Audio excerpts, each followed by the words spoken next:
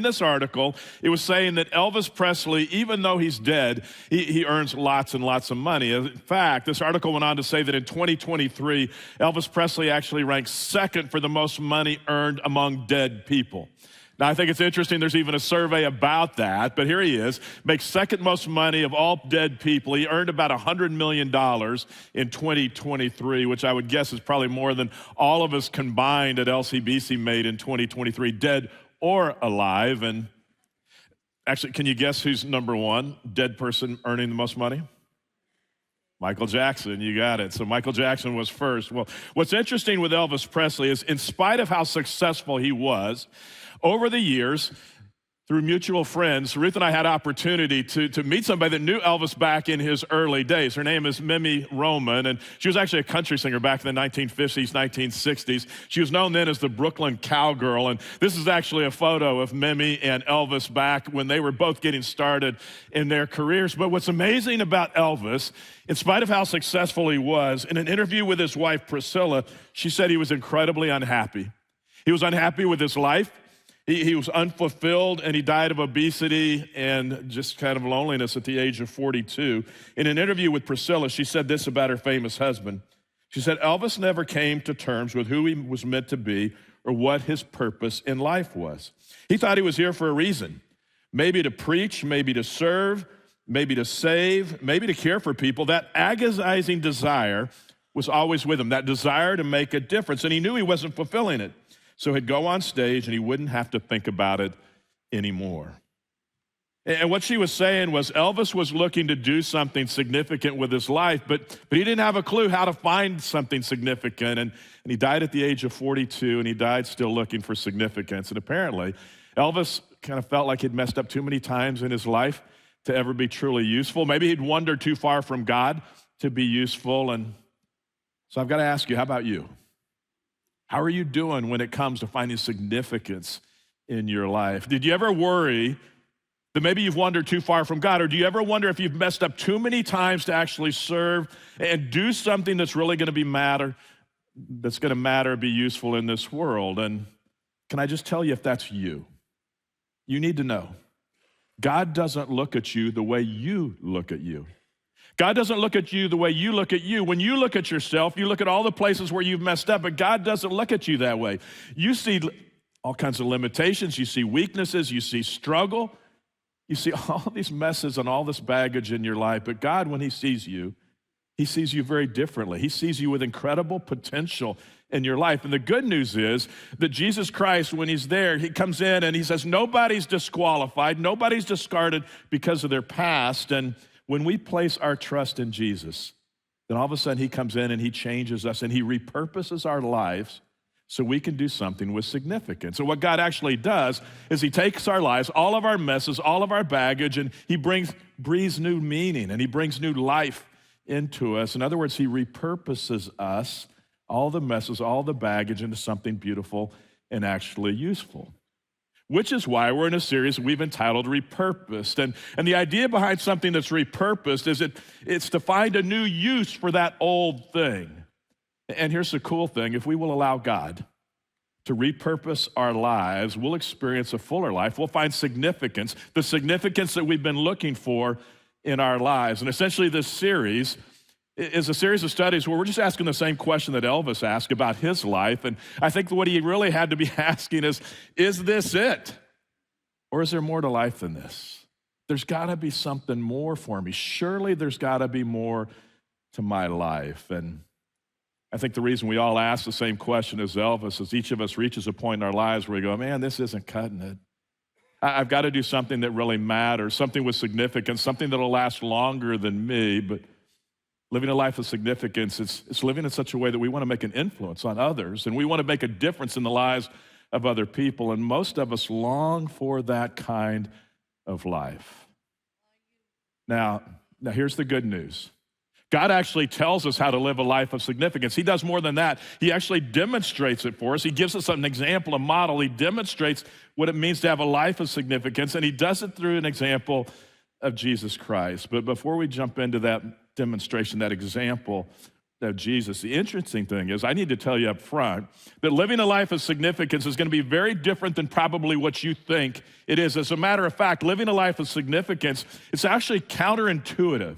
It's just the exact opposite of what you might think is going to bring joy and fulfillment to your life. And it's not probably what you expect. But if you want to experience a life of significance, God says, look, this is the only way to go about doing it.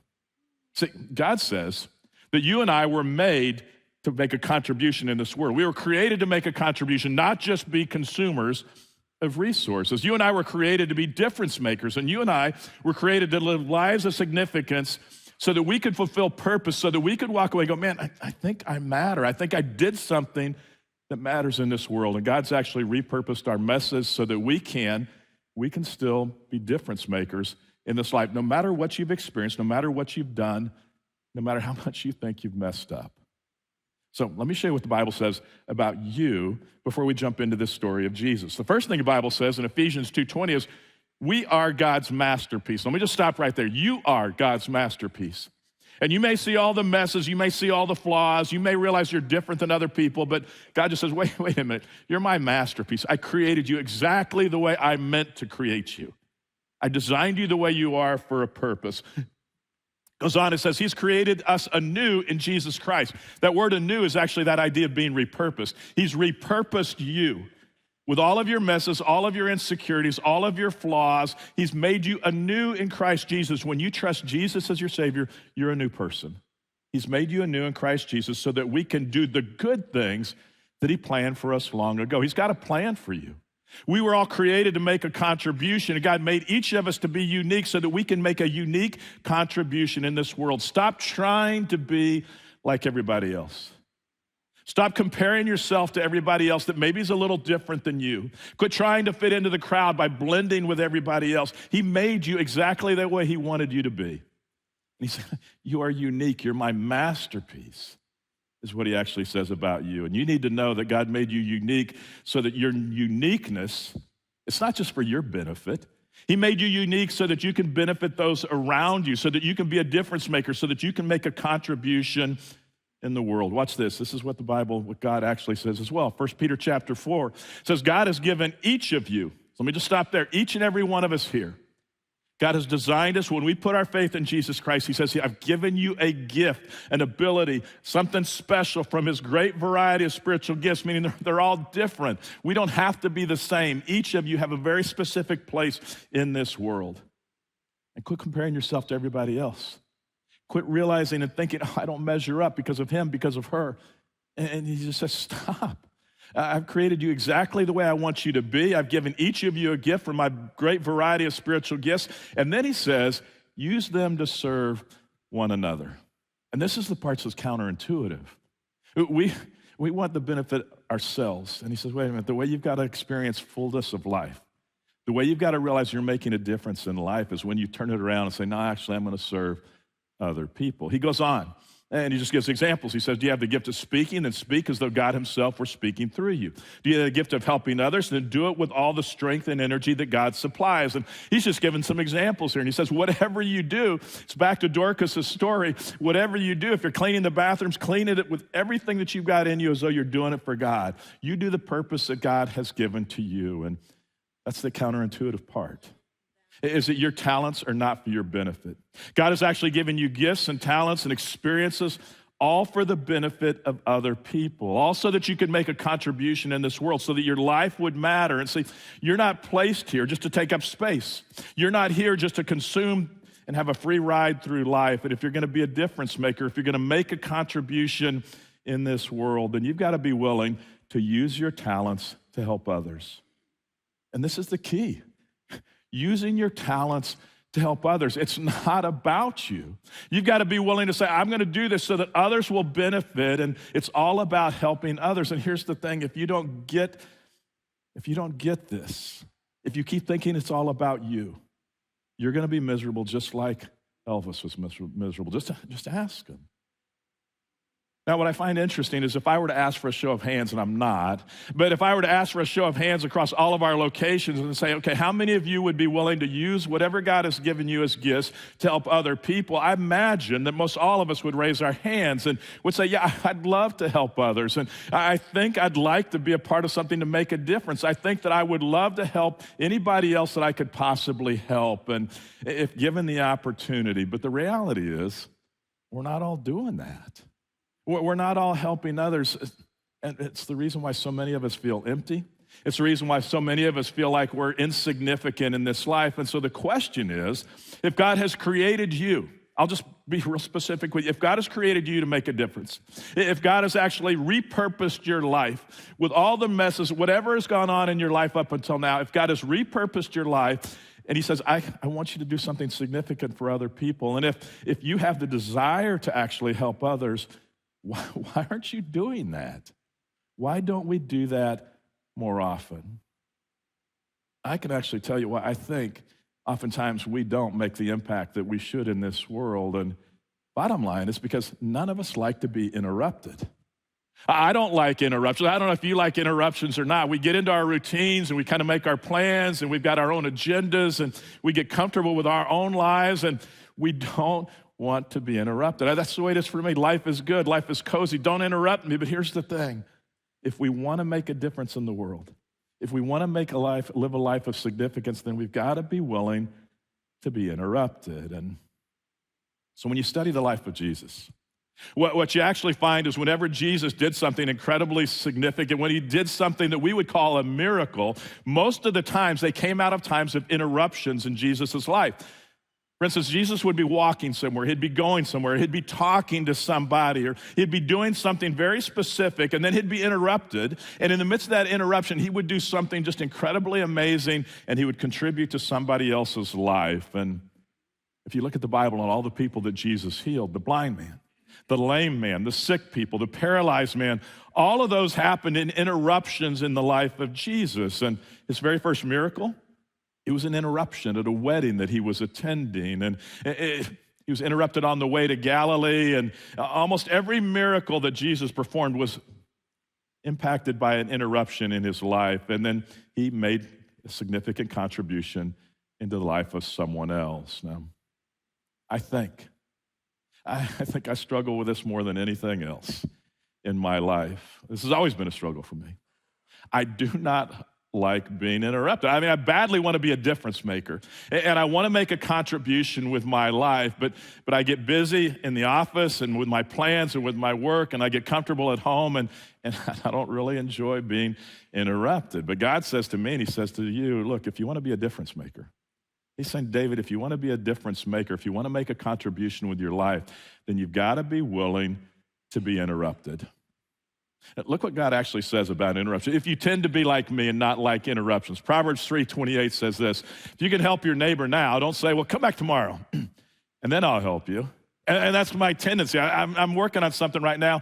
Don't interrupt me. But he says, if you can help now, then go ahead and do it. Don't put off till tomorrow. Help today. Difference makers don't procrastinate. They make contributions spontaneously. They get involved. They jump in. They see what's going on. And they say, okay, God, let's do it. It's not what I had planned for right now, but let's jump in. What do you want me to do right now? Philippians chapter 2, verse 4 actually says this: forget about yourself long enough to lend a helping hand. He's kind of saying, it's not about you, David. Forget about yourself long enough to lend a helping hand. And maybe the number one enemy of living a life of significance is busy. We just get way too busy. And because I'm busy, I don't have time to serve. I've got my agenda, I've got my plans, I've got my dreams, I've got my goals for my life, and I've got this safe little life going on here. And so please don't disturb all the things that I've got going on in my life. But God says, if you want to make a difference, you're going to have to be interrupted. And too often I'd say, you know what, I would like to help. Sure, I'd love to help you, but man, the timing's not right now. God, the conditions are just not right now. You know, when everything's just right. When everything's going well in my life, when things settle down, when the kids are older, when the house is paid for, when we've all got our reasons, then I'll jump in, then I'll help, then I'll be a part of things. And God has a comment about that too. He did it through Solomon in the book of Ecclesiastes. He said, if you wait for perfect conditions, you'll never do anything. If you wait for perfect conditions, you will never do anything at all. And he's talking to farmers here in this particular passage. And he's saying if farmers wait until the weather, everything, the conditions are right, they would never plant.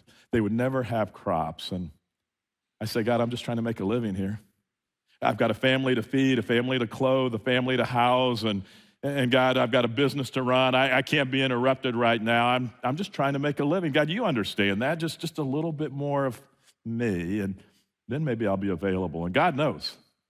God knows when you and I get busy, when we're trying to take care of things, that's when we find ourselves with a problem because we don't want to be interrupted. And if we want to make a difference, if we want to do something significant in life, then we've got to be willing to be interrupted. And so there's actually a story in the Bible, a real story, a true story, an account of something that happened in the life of Jesus.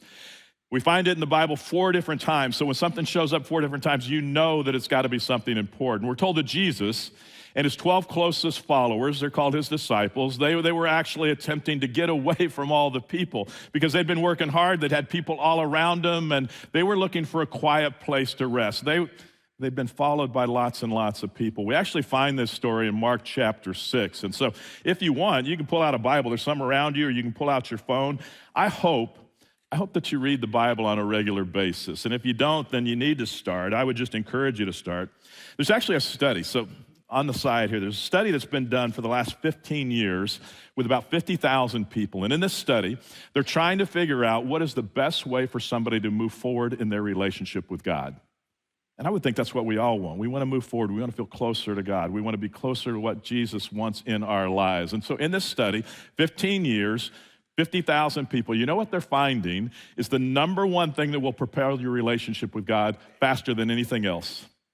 They actually call it the power of 4.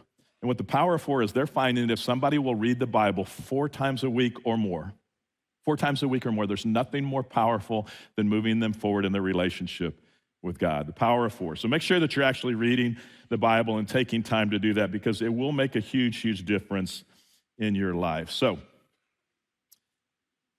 not wanting to be interrupted, the people that are closest to Jesus, they're actually trying to get away from all the people. It's the same thing. They're trying to find themselves where they don't want to be interrupted in the moment. They're looking for a quiet place to be. And so this is what the passage actually says. It says, they left by boat for a quieter place where they could be alone. Again, they're looking for a place where they won't be interrupted. I mean, if you read through the lines, they just want to be left alone. We've been busy. We've been doing good work for you, God. We just want to be left alone. But many people recognized them, saw them leaving, and people from many towns ran ahead along the shore and got there ahead of them.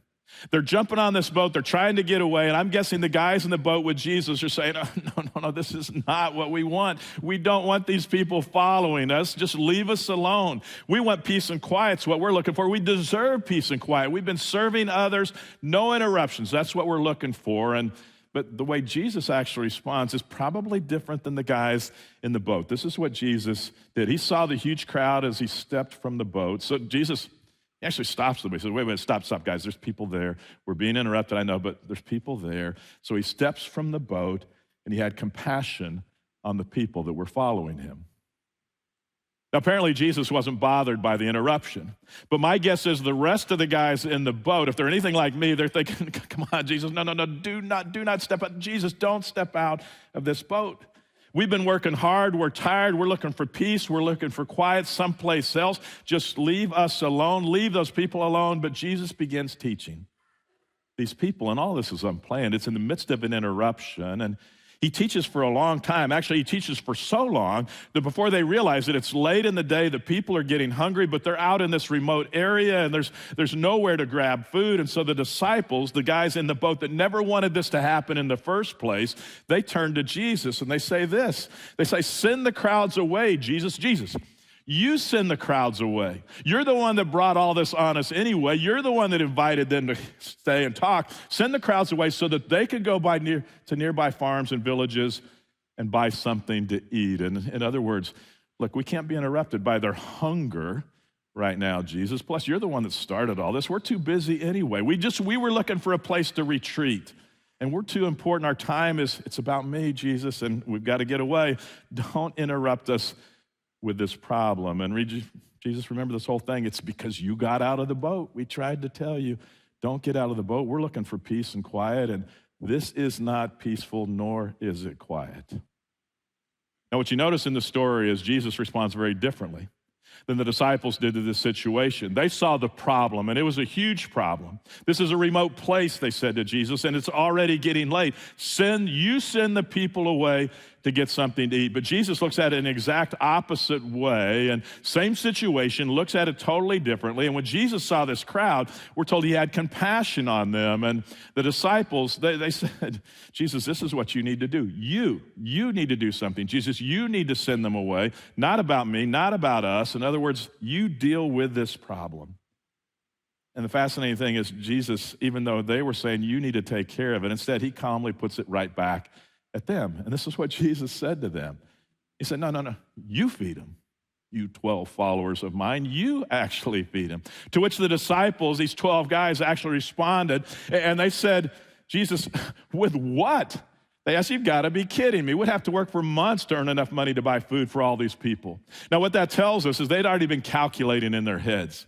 They'd already figured out it's going to cost a lot because there's a lot of people here. It's going to take us months to even have the money to do something like this. And you'd have to agree with the disciples in this point of view that this was an overwhelming situation. There were 5,000 men, we're told, and their families, which means there may be upward of 15,000, 20,000 people in that environment. And at this point, the disciples are getting exasperated, and they did some calculations. They said, it's going to take months to do this. We don't have the money to do this. Jesus, what is your idea? How do you want to do this? And we're not going to be able to feed all of these people. There's no earthly way that all these people are going to be fed, and there's way too many, way too costly. It's just impossible. But Jesus actually persists. And you notice that Jesus, he didn't fall for the same trap and fall into the same trap as his followers, his disciples, who were overwhelmed by the situation. He didn't ask for strategy. He didn't say, okay, let's do a quick feasibility study here. He didn't do any of that. He didn't ask how much is it going to cost to solve this problem. Only how much did they have to offer? That's what he asked. Look at what Jesus says back to them. He says, how much bread do you have? How much do you have to offer in this situation? They said, go and find it. I'm not asking you to do anything other than what do you have to offer? Now go and see what others have to offer as well. And so they go out into the crowd, and as they're out in the crowd, they find one boy who actually had some bread. He had some fish. Now, I would guess in a crowd of 15,000, 20,000 people, there were others that had food there. There had to be others that had food there. That couldn't have been the only one that had a lunch. And they could have offered it as they're going out looking for more food. These people could have offered it, but instead they kept it for themselves. Maybe they rationalized and thought, there's no way. I'm going to keep this. It's because it's about me, and someone else can give their food for this. But only one actually stepped forward. And here's the cool thing. Confronted with this overwhelming problem, Jesus didn't ask the disciples to do the impossible. He doesn't ask you and I to do the impossible. He didn't ask them. He said, just bring me what you have. And we find ourselves in situations and we think, oh my goodness, I can't do this. There's nothing I can do. And so we become crippled and we just shrink back. But he didn't expect them to solve the situation. He only asked them to bring what they had. And then he took the bread and he took the fish and he multiplied it. He offers it up to God to do the impossible. And the principle here is, and it's an important principle that you and I need to figure out, is that when you and I are overwhelmed by interruptions that we face, and we will face interruptions, God's never going to ask you to do or bring what you do not have. Instead, he's just going to say, hey, what do you have to offer in this situation? And he doesn't ask us for what we don't have. He doesn't ask us to do the impossible. He says, just bring what you have. And the interesting thing is, if you never bring it, he can't use it, and you're not going to be a part of making a difference or a contribution in the world or do something amazing. We're going to miss out, as a matter of fact. If you don't bring what you've got, we miss out in that situation. And so Jesus actually receives the bread, the fish, and he offers it up to God, and he blesses it, and just a small gift. And he tells everybody to take a seat. He says, hey, in groups, I need you to sit down, 15,000, 20,000 people. I need you to sit down where you are. And then he begins, after blessing the bread, after blessing the fish, and he begins to take it, and they distribute the bread, they distribute the fish to all the people. What we're actually told in the end about the situation is they all ate, every one of them, all 15,000, 20,000, ate as much as they wanted. which I love that. I'm somebody who likes to eat a lot, as much as I can. And they ate as much as they wanted. And afterwards, the disciples picked up 12 baskets of leftover bread and fish. A total of 5,000 men and their families were fed from those loaves. It's an amazing story. And you may listen to that and go, David, come on. That's silly. You know that didn't really happen. David, that's impossible. And I would say, you're right. It is impossible. That's why it's called a miracle. Where God does something impossible. Jesus did something impossible here, and it's impossible, but only God could do this. Jesus came in the form of a man, God himself in the form of a human being, and what we're actually told elsewhere about this idea of doing the impossible, that's the business that God is in. Ephesians chapter 3, verse 20 says this, God is able, God can, Jesus, God in the form of a human being, God is able through his mighty power at work within us. He's doing it through us to accomplish infinitely more. God is able to accomplish infinitely more than we might ask or think. And I would have to believe that these 15, 20,000 people, nobody sat there thinking, oh, we know what's going to happen. He's going to multiply food and all of us are going to be fed till we can eat no more. Nobody thought that. That's impossible. But the way God is able to do this, his mighty power, it's at work within us, meaning it takes you, it takes me, it takes this little boy offering his fish, his loaves. Otherwise, it's not going to happen. And you stop and you think how cool it must have been for that little boy who gave up his food, his fish, his bread, and think of the joy he must have felt. To think, man, I'm a part of this. Together with Jesus, we've accomplished something incredible. Thousands of hungry people have been fed, many that he probably knew himself, and it all happened because he was willing to serve others, and it was his bread, his fish, that he was willing to give up that completed this miracle of God. And this little boy that day was a difference maker. Within us is what the passage says. It doesn't happen without us. And it's God's power, God's doing it, but it starts with us being willing to offer up what we have to God. And so here's the thing. Each and every one of us, you can make a difference. Each of us can be a difference maker in this world. Each of us, you can experience the same kind of thing that this little boy experienced, where you offer something up small and all of a sudden God does more than you would ever dream or think or imagine to be possible. And it's all of this starts with this willingness to say, okay, God, I'm here. I'll do what you asked me to do. But if we're unwilling, if we hold back, if we say, I can't be interrupted right now, God, I've got other things that I need to do, we assuredly will miss out on being a part of something significant. We'll miss out on God doing something powerful in amazing ways, something that you're going to go, I never would have imagined that would have happened in this situation. Now, I don't doubt that we've all got lots of reasons for thinking that we'll never make a difference. I mean, so why do I bother even trying? Why try? I'm not going to be able to make a difference. And maybe you think you don't have the time to be interrupted, or maybe you think you're not qualified. You think I'm not skilled enough, I'm not advanced enough, or maybe you think you've messed up too many times. Maybe you're saying, David, if you only knew my life, if you knew what I'd done, if you knew what I'd experienced, but that excuse doesn't float anymore. Because remember, God says, I've created you anew. I've repurposed your life. So quit using that excuse. I've repurposed your life so that you could better serve others and do something significant in their lives. And so let me just ask you, what is it? What excuse do you keep using? What excuse do you use to not allow God to do something significant in your life? And there's actually an African saying that I like a lot when it comes to us thinking we can't do something significant. We can't be a part of something that matters. When you think you're too small, you're too insignificant, you're not qualified enough. This is the African saying that I think is pretty cool. It says, if you think you're too small to make a difference, try spending the night in a closed room with a mosquito. And you've been there, you've done that. Lancaster County, it's a fly, and you think, oh my goodness, if I don't get rid of this fly, it's making a difference in your life at that time. And none of us are too insignificant, none of us are too small, none of us have messed up too many times. As a matter of fact, the more you bring to God and the more you've messed up, maybe that's the very experience. See, the very experience that you have resented or regretted most in your life, the very quality about you, the thing that you've experienced in your life, the thing that you go, if I just hadn't done that, if I was just different, if I was taller, if I was smaller, if I was smarter, whatever you think it is that's holding back God doing something in your life, the very thing that you've resented or regretted most in your life, the ones that you've wanted to hide or forget, if I could just be different, then somehow, or typically if I could just be like everybody else, then we think we could make a difference. And the very experiences that you want to get rid of, those are the ones that God wants you, and wants you to be able to help others.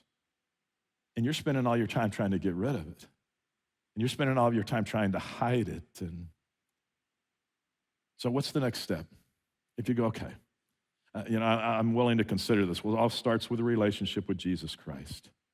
And then you step back and you say, okay, if I'm going to experience a repurposed life, then I would just tell you, listen to your heart. If you want to experience fulfillment in your life, then listen to your heart. God designed you a certain way. And so he's not asking you to be miserable in life. So what are your desires? What are your hopes? What are your interests? What are your ambitions, your dreams, and your affections? The things that really get you fired up, what is it? And then start small in those areas. Lean into those areas. And you start small and you say, man, I'm going to move towards the things that I'm passionate about, and I'm going to start small. And Jesus specializes in menial tasks. He did things in his life that no one else would want to do. Everybody else tried to avoid it. He washed people's feet. He fixed people breakfast. He served lepers, and nothing was beneath him because he came to serve people, and which is part of what I love about Dorcas' story. Remember the one we saw just a few moments ago on video? Remember Dorcas in the video? She chose, and she chooses to show up at LCBC Sunday mornings at 7 o'clock. She cleans the bathrooms. And she's doing it because she wants to serve God. She's doing it because she wants to serve you. No job is beneath her. And I don't think that Dorcas was, oh, that's what I'm passionate about. Cleaning toilets. I just can't wait to do that every day I get up. But she's willing to serve. But God says you can lean into the things that you are passionate about. And so you start small. You take the small things, and then you begin to serve and help do things that are to the benefit of others. And God actually talks about doing things that are small, and he says this about it. He says in Galatians 6:3, if you think you're too important to help someone, if you think you're too important to do the small things that are going to help someone else, you're only fooling yourself. You're not all that important. Get over yourself, is what he's actually saying. So bottom line, God has given you a special ability, a gift to make a contribution. God has actually repurposed your life. You're created anew so that you too can be a difference maker. And so I would just say don't miss out. And I don't know what you're waiting for, but quit waiting, quit holding back for perfect conditions, because today is the day that God wants to begin to help you make a contribution in life. He wants you to do something that's going to bring fulfillment to your life. And I know what God is saying is totally counterintuitive, because we think it's got to be about me. And he says, no, it's not about you. It's about others. It's finding purpose, is serving other people. Quit focusing on yourself and begin serving others. It's really not about you. And you jump in and you start serving, and then you just watch. As you give God your loaves, your fish, as you give God your time, then all of a sudden God says, I am able to do more than you would ever dream or think and imagine with the little time that you're giving me, with the little resources you're giving me, with the way you want to serve me. I can do more than you would ever imagine. So actually I have a friend that tells a story of when his grandmother died. He said their family went to her home. They were cleaning out the home. They made their way up to the attic to be, again, cleaning out the attic. And as they're cleaning out the attic, they came across this box. It was a box that was filled with this beautiful set of dishes, and they found that it dated all the way back to the 1800s. They'd never seen this before. And they were just amazed by it. And apparently what their grandmother had done is she'd been collecting these dishes all of her life. And whenever she had some extra money or resources, she would go out and she'd buy another place setting, and she'd take it and she'd wrap it all up carefully. She'd put it with all the other dishes there in the attic. And it was just there, waiting in the attic for a special occasion. And as they talked as a family, what they realized is none of them had ever seen this set of dishes before. They'd never used it before. The tragedy was she had been saving it for a special occasion, never got to pull it out, never used any of those dishes. None of them could remember that happening in their lives. And God has repurposed your life. He's made you to be something incredibly special. He's made you to make a contribution in the lives of others, to be a difference maker. But can I just tell you, please do not be like my friend's grandmother. Don't store it somewhere saying, I'll wait for the right occasion, the right time, the right moment. I don't have time to be interrupted right now. Don't miss out. And put it up in the attic and fail to actually make a contribution. Don't miss out. Today is your day to actually make a contribution and live a life of contribution and fulfillment. And LCBC, may each of us be a part of doing something so amazing, bigger than you'd ever dream or think or imagine to be possible.